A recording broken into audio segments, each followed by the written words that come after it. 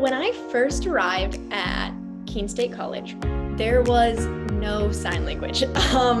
There was nobody who had met people that were deaf. No one knew what I was doing with my hands when I was just kind of talking to myself.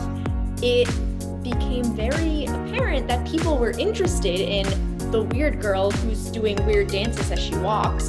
And then it became the sign language girl. And that, I think, is the most that Keene State had my whole first year at Keene State, which was only not even 5 years ago, because last year is when I graduated. Beth Zinn was the only person who knew a little bit of sign, who had gone to those classes from the Keene Adult Education Program, and she saw me signing, and that was it. Went to one of Trio's karaoke nights, and my friends were having fun. I was like, no, I don't like to sing outside of my shower. So I was just signing to myself in the corner. And that's when Beth saw me, and I had no idea who she was. And she ran over, and it was the end of the year, end of the semester karaoke event. So the semester was already ending. My first year was basically done.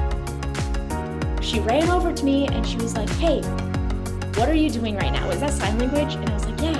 And she was like, that's so cool. I know sign language. If I played a song, will you go play? Like, will you go sign? And I was like, oh my God, who are you? I just started college. Like, I'm just signing to myself. And I did it. And then all of the people that work for Trio, they all came up and they're like, oh my gosh, you know sign language? Like, what do you do? Do you take classes? Is someone deaf? And that was my first in to like the school's almost administrative staff, like department. And that's how the whole thing started. Started learning sign language on my own. And then a few years ago at a karaoke event we were hosting for my actual campus job, a student got up and started singing in sign language instead of using her voice. And so after that I went over and talked with her, and that was Angel. And so we talked about our mutual enjoyment of learning sign language, and by the end of that first semester she approached me to work on the Constitution and start a club. It is, but it's mostly because I coordinate the karaoke through the Aspire office, and I'm also the club advisor.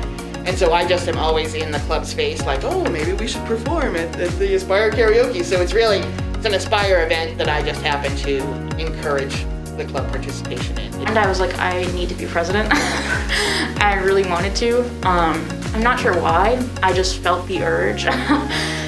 So when elections were held, I just put my name in, and then some friends of mine were like, oh, well, I want you to be president too. And then they wanted to be vice president, secretary, this and that. So I put their names in for those things. And then I kind of just got elected. I did links this summer, and I had already done sign language since I was little, because my uncle is basically deaf. Well, he is deaf, and he never was taught, so he can't communicate with anyone. He only has himself, and he lives with his mom, which is hard. So I wanted to be able to help other people by learning. So we were playing a game in Beth's class, and the game was to find out who the oldest was without speaking. And a lot of us started using sign language to tell each other our birthdays, and Beth was like, Devin, you have to come to sign language club and join. And I was like, well, okay. So I did, and then I would either point them towards Beth in the Aspire or the Student Center in 309 on Fridays, 1 to 12 to 1, because that's where we're meeting most Fridays.